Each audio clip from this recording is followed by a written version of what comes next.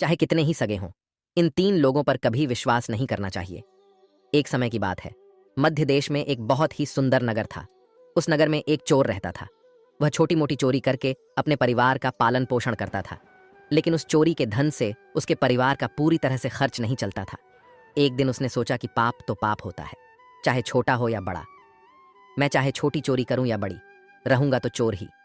पकड़े जाने पर दंड तो मुझे उतना ही मिलेगा, तो क्यों ना मैं बड़ी चोरी करूं। ऐसा निश्चय करके उसने उस नगर के राजा के खजाने को लूटने की योजना बनाई।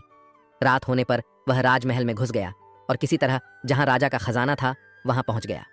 वहां पहुंचकर उसने देखा कि खजाने पर कई सैनिक पहरा दे रहे थे।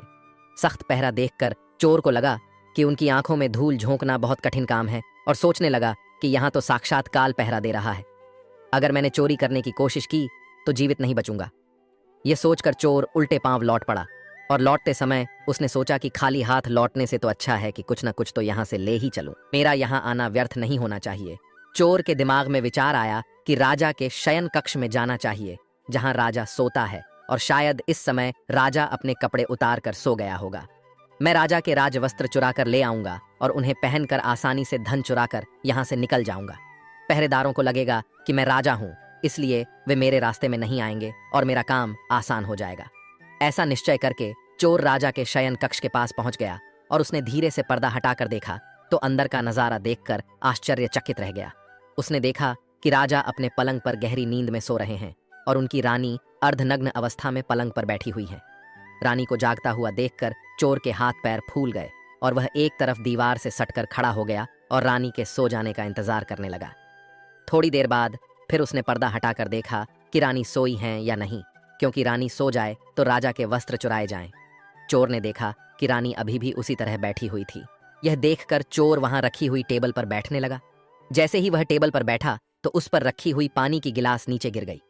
उस आवाज को सुनकर राजा की नींद तो नहीं खुली, परंतु रानी तलवार लेकर बाहर आ गई और तलवार चोर की गर्दन पर रख दी और बोली, कौन है तू और यहाँ किस लिए आया है? सच सच बता, वरना तेरा सिर धड़ से अलग कर दूंगी। चोर डर के मारे पसीने से लथपथ हो गया और हाथ जोड़कर गिड़गिड़ाता हुआ बोला, रानी साहिबा, मेरी जान बख्श दो। मैं एक गरीब चोर हूं और चोरी करने के उद्देश्य से ही यहां आया हूं। छोटी मोटी चोरी करके अपने परिवार का पालन पोषण करता हूं। आप मुझे मार दोगी तो मेरे बच्चे अनाथ हो जाएंगे।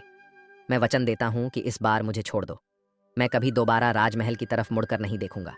मेरे छोटे छोटे बच्चों पर रहम करो। रानी को उस पर दया आई और उसने कहा, सुनो, मैं तुम्हें एक शर्त पर छोड़ सकती हूँ। मैं इस समय काम से पीड़ित हूँ। यदि तुम मेरे साथ समागम करोगे तो मैं तुम्हें यहाँ से जाने दूंगी, वरना एक ही झटके में तुम्हारा सिर काट दूंगी। रानी की यह अनोखी शर्त सुनकर चोर और भी ज्यादा घबरा गया और कहने लगा, रानी साहिबा, ये आप क्या कह रही हो? मैं तो एक चोर हूँ और आप इतने बड़े राज्य की महारानी। मेरी क्या औकात है जो मैं आपके साथ ऐसा करूं? मेरे लिए तो यह सोचना भी बहुत बड़ा पाप है। रानी ने कहा, मैं कुछ नहीं सुनना चाहती। अगर तुम्हें अपनी जान प्यारी है तो मैं जैसा कहती हूँ वैसा ही करो, वरना मरने के लिए तैयार हो जाओ। रानी का ऐसा प्रस्ताव सुनकर चोर की जान हलक में अटक गई और सोचने लगा, आज मैं बहुत बड़ी मुसीबत में फंस गया। यदि मैंने रानी की बात नहीं मानी तो भी मारा जाऊंगा और मान ली तो भी मारा जाऊंगा। चोर बहुत बड़ी दुविधा में पड़ गया कि क्या करूं। आखिरकार उसने रानी के साथ समागम करने की बात को स्वीकार कर लिया और बोला, रानी साहिबा, मुझे 5 मिनट का समय दे दो। मुझे बहुत जोर से लघु शंका लगी है। पहले मुझे लघु शंका से निवृत्त होने दो, उसके बाद आप जैसा कहोगी मैं वैसा ही करने के लिए तैयार हूँ। रानी ने तुरंत तलवार के इशारे से शौचालय को बता दिया और चोर उसकी तरफ चल पड़ा। रानी वहीं पर खड़ी होकर उसके लौटने की प्रतीक्षा करने लगी। चोर ने इस बीच रानी की नजर से बचकर वहां से भागने की कोशिश की। भागते भागते जब वह द्वार पर पहुंचा तो द्वार पर जो सैनिक था उसने उसे पकड़ लिया और उससे पूछताछ की। चोर डरा हुआ था। उसने सैनिक को सच सच बता दिया कि वह एक चोर है और राजमहल में चोरी करने आया था। लेकिन रानी ने उसे पकड़ लिया और छोड़ने के बदले एक शर्त रखी थी कि वह उसके साथ समागम करे। इसलिए मैं लघु शंका का बहाना बनाकर वहां से भाग आया। इस तरह से चोर गिड़गिड़ाकर सैनिक से उसे छोड़ने का आग्रह करने लगा। सैनिक ने कहा, देख भाई, मैं तुझे एक शर्त पर जाने दे सकता हूँ और शर्त यह है कि तुम्हें पुनः रानी के पास लौट कर जाना होगा और रानी से कहना होगा कि मैं तुम्हारे साथ समागम करने के लिए तैयार हूँ, किंतु उससे पहले तुम्हें अपने हाथ से राजा को मारना होगा। सैनिक की यह शर्त और भी ज्यादा कठिन थी। चोर ने सोचा कि वैसे तो प्राण बच भी सकते थे, परंतु अब नहीं बचेंगे। अगर रानी से यह बात कही तो रानी मेरा सिर काट देगी। अब चोर को चारों तरफ मौत ही मौत दिखाई दे रही थी। मजबूर होकर चोर वापस रानी के पास गया और बोला, रानी साहिबा, मैं आपके साथ संबंध तो बना लूंगा, लेकिन मुझे एक बात का डर है कि उस समय राजा साहब नींद से जागे तो न आप बचेंगी और न मैं। राजा साहब हम दोनों को मार डालेंगे, इसलिए आपको एक काम करना होगा। आप अपने हाथ से राजा का सिर काट दीजिए, फिर हम निडर हो जाएंगे। अगर आप इतना कर सकें तो मुझे आपकी शर्त मंजूर है, वरना मैं आपके हाथों मरना उचित समझूंगा। आप मुझे मार दीजिए। काम के वशीभूत रानी चोर से कहने लगी, ठहरो, ये कौन सी बड़ी बात है, मैं अभी राजा साहब को मौत के घाट उतार देती हूं। इतना कहकर रानी ने दोनों हाथों से तलवार पकड़ी और सोए हुए अपने पति का सिर काट दिया। जब रानी ने राजा का सिर काट दिया तो सारा कमरा खून से लथपथ हो गया और राजा के खून से रानी भी भीग गई। वह भयानक दृश्य देखकर रानी बेहोश होकर गिर पड़ी और उसी समय चोर वहां से फरार हो गया। सुबह राजमहल में शोर मच गया कि कोई राजा साहब को मार गया, मगर राजा को मारने वाले का कोई पता नहीं चल पा रहा था। सब लोग बड़े आश्चर्य में थे कि राजा को सोते हुए किसी ने मार डाला। इधर रानी भी दहाड़ मार मार कर रो रही थी। इस रहस्य को पूरे राजमहल में केवल वही सैनिक जानता था कि रानी और उस चोर में से किसी एक ने ही राजा को मारा है, परंतु उसने इस बात की चर्चा किसी से नहीं की। राजा के अंतिम संस्कार की पूरी तैयारी हो चुकी थी। उधर रानी ने घोषणा की कि वह अपने राजा के साथ सती होना चाहती है। यह जानकर किसी ने रानी पर संदेह नहीं किया, क्योंकि अगर रानी ने राजा को मारा होता तो वह राजा के साथ सती क्यों होती। इधर रानी सारे श्रृंगार करके राजा के साथ चिता पर जाकर बैठ गई। राज्य के सभी लोग राजा की चिता पर एक एक करके लकड़ी रख रहे थे और उन्हें नमन करके पीछे लौट रहे थे। इस प्रकार सबसे अंत में वह सैनिक भी राजा की चिता पर लकड़ी रखने गया जो इस रहस्य को जानता था। उसने धीरे से रानी के कान में कहा, महारानी, आप तो सती हो जाएंगी, लेकिन मुझे इतना तो बता दीजिए कि राजा को आपने मारा था या उस चोर ने। यह सुनकर रानी चौंक पड़ी। वह समझ गई कि इसका मतलब इस भेद को यह सैनिक भी जानता है। रानी ने कहा, सुनो, राजा को न तो मैंने मारा है न उस चोर ने। अगर तुम्हें यह जानना है कि राजा को किसने मारा है तो तुम नगर से बाहर उत्तर दिशा में जो जंगल है उसमें चले जाओ। वहां एक कुटिया में एक बुढ़िया रहती है, वह तुम्हें इस रहस्य को जरूर बता देगी। सैनिक को यह रहस्य जानना था, इसलिए वह अगले ही दिन रानी के बताए अनुसार जंगल में चला गया। जंगल में पहुंचने पर उसे वह कुटिया दिखाई दी जिसमें वह बुढ़िया रहती थी। सैनिक उस बुढ़िया के पैर पकड़कर बोला, माँ जी, मैं एक रहस्य जानने के लिए आपके पास आया हूं। राजा साहब की हत्या किसने की, मुझे बताइए। तब बुढ़िया माँ कहती है, बेटा, अगर तुझे यह रहस्य जानना है तो तुझे एक काम करना होगा। मेरी कुटिया के बाहर एक बकरा बंधा हुआ है, तू अपनी तलवार से उसका सिर काट दे और सिर काटते ही बकरे की दाढ़ वहीं गिर जाएगी और उसका सिर हवा में उड़ने लगेगा। तब तुम उस बकरे के सिर के कान पकड़कर लटक जाना। वह बकरे का सिर तुझे जिस जगह पर ले जाएगा वहां पहुंचकर तुझे तेरे सवाल का जवाब मिल जाएगा कि राजा को किसने मारा है। अब सैनिक ने वैसा ही किया। कुटिया के बाहर जो बकरा बंधा हुआ था, सैनिक ने उस बकरे का सिर काट दिया। सिर कटते ही वह हवा में उड़ने लगा। उसने झपट कर बकरे के दोनों कान पकड़ लिए। वह सिर उड़ता हुआ उसे उस भयंकर वन के बीचों बीच ले गया। उस जगह पर एक गुफा बनी हुई थी। उस गुफा के द्वार पर जाकर वह सिर नीचे उतर गया। सैनिक सोचने लगा कि इस जंगल में न तो कोई मनुष्य दिखाई दे रहा है, यहाँ भला कौन मुझे राजा की मौत का रहस्य बताएगा। वह गुफा के द्वार पर खड़ा यही सोच रहा था, और वह गुफा एक राक्षस की थी जिसमें वह राक्षस और उसकी एक बेटी रहते थे। अब शाम हो गई थी और वह राक्षस अपने भोजन के लिए बाहर गया हुआ था। गुफा के अंदर उसकी बेटी मौजूद थी। इधर जब राक्षस कन्या को किसी मनुष्य की गंध मालूम पड़ी तो वह द्वार पर निकल कर आई। उसने देखा कि एक हटा कटा नौजवान गुफा के द्वार पर खड़ा है। राक्षस कन्या ने सोचा कि अगर मैंने इसे खा लिया तो मेरे एक समय की भूख मिट जाएगी, और अगर मैंने इसे जिंदा रखा तो यह नौजवान मेरे बहुत काम आएगा। राक्षस कन्या ने तुरंत एक सुंदर लड़की का रूप बनाया और उसके सम्मुख पहुंच गई। इतनी सुंदर स्त्री उसने आज तक पहले कभी नहीं देखी थी।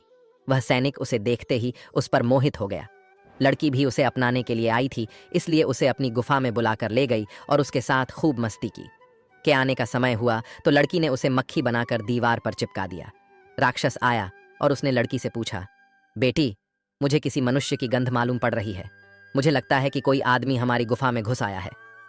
तब बेटी बहाना बनाती हुई बोली, पिताजी, कैसी बात कर रहे हैं? हमारे होते हुए कौन मनुष्य यहाँ आने की हिम्मत करेगा? मैं तो उसे कच्चा चबा जाऊंगी।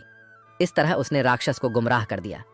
अब वह राक्षस कन्या रोज उसे रात होने पर पुरुष बना देती थी और दिन में उसे मक्खी बनाकर दीवार पर चिपका देती थी। इस प्रकार सैनिक को राक्षस की गुफा में रहते रहते काफी दिन बीत चुके थे। अब उसे अपनी पत्नी और बच्चों की याद आने लगी, परंतु वह राक्षस कन्या के चंगुल से नहीं निकल पा रहा था। एक दिन उसे मौका मिल गया। और वह किसी तरह रात में वहां से भाग निकला। भागते भागते कई दिनों के बाद वह अपने नगर पहुंच गया। अपने घर पहुंचकर उसे बहुत खुशी हुई। अपने बच्चों से मिलकर वह बहुत प्रसन्न हुआ। वह सोचने लगा, अच्छा हुआ जो मैं वहां से चला आया, न जाने कब तक वह मुझे मक्खी बनाकर वहां रखती। इस तरह उस सैनिक की अपने घर पर रहते हुए काफी दिन बीत गए। एक दिन उसे फिर उस लड़की की याद आई। अब तो दिन रात वह उसके ख्यालों में खोया रहता। उसकी सुंदरता को याद कर उससे मिलने की इच्छा करता। उसके बिना न खाना अच्छा लगता न पीना। हर समय यही सोचता था कि उससे किस तरह मिलन होगा। सैनिक उस राक्षस कन्या से मिलने के लिए तड़पने लगा और उसने फिर से उसके पास जाने का निश्चय किया। उसने सोचा, पिछली बार तो मुझे उस बुढ़िया ने पहुंचा दिया था, लेकिन अब मैं वहां से भाग कर आया हूं, इसलिए मुझे रास्ते का भी ज्ञान नहीं है। क्यों ना मैं एक बार फिर उस बुढ़िया की सहायता ले लूं। ऐसा सोचकर वह उस बुढ़िया की कुटिया पर पहुंच गया और हाथ जोड़कर बोला, हे माता, एक बार मुझे फिर से उसी स्थान पर भेज दो जहां पर मुझे पहले भेजा था। अब वह सैनिक राजा की हत्या का रहस्य भूल चुका था। वह राक्षस कन्या से मिलने की बेचैनी उसके अंदर बढ़ती जा रही थी। वह बुढ़िया समझ गई कि यह काम के वशीभूत है। उस बुढ़िया ने कहा, बेटा, पहले तो मेरे पास एक बकरा था जिसके कान पकड़कर तुम वहां चले जाते, अब तो वह भी नहीं है। अब मैं तुम्हें कैसे पहुंचाऊं? तब सैनिक ने कहा, हे माता, मैं जीवन भर आपका गुलाम रहूंगा, एक बार उस लड़की से मुझे मिला दो। बुढ़िया ने कहा, बेटा, मैं तुझे मिला तो दूंगी, पर इसके लिए तुझे अपने बेटे को मेरे पास लाना होगा। सैनिक बोला, यह कौन सी बड़ी बात है? इतना कहकर सैनिक अपने बेटे को बुलाकर ले आया। बुढ़िया ने कहा, बेटा, जिस तरह तुमने बकरे का सिर काटा था, उसी तरह तुम अपने बेटे का सिर भी काट देना। फिर उसी तरह इसका सिर भी हवा में उड़ने लगेगा। तुम इसका सिर पकड़ लेना और यह तुम्हें उसी स्थान पर पहुंचा देगा। काम के वशीभूत वह सैनिक अपने बेटे का सिर काटने के लिए तैयार हो गया। जैसे ही उसने तलवार लेकर बेटे का सिर काटना चाहा, तब उस बुढ़िया ने उसका हाथ पकड़ लिया और कहने लगी, ठहरो, यही तुम्हारे प्रश्न का जवाब है। चाहे कितने ही सगे हों, इन तीन पर कभी भी विश्वास नहीं करना चाहिए। पहला, राजा को न चोर ने मारा था और न रानी ने। राजा को हवस ने मारा था। जिस तरह काम वासना में अंधा होकर तुम अपने बेटे को मारने के लिए तैयार हो गए, इसी हवस के वशीभूत होकर मनुष्य अंधा हो जाता है और गलत से गलत काम भी कर जाता है। दूसरा, धन के लालच में आकर कोई भी किसी को मार डालता है। और तीसरा, क्रोधी व्यक्ति क्रोध में अंधा होकर सब कुछ भूल जाता है और वह सब कर डालता है जिससे जीवन भर उसे पछताना पड़ता है। क्रोध में उसकी बुद्धि विवेकहीन हो जाती है और वह अपना पराया कुछ नहीं देख पाता। इन तीनों से हमेशा बचकर रहना चाहिए, अन्यथा जीवन भर पछताना पड़ता है। मित्रों, आशा करते हैं कि आपको हमारा यह सुनाई गई कथा अच्छी लगी होगी। अगर आपको यह कथा अच्छी लगी तो प्लीज वीडियो को लाइक करें और चैनल को भी सब्सक्राइब करें। और लास्ट तक कथा सुनने के लिए आपका धन्यवाद।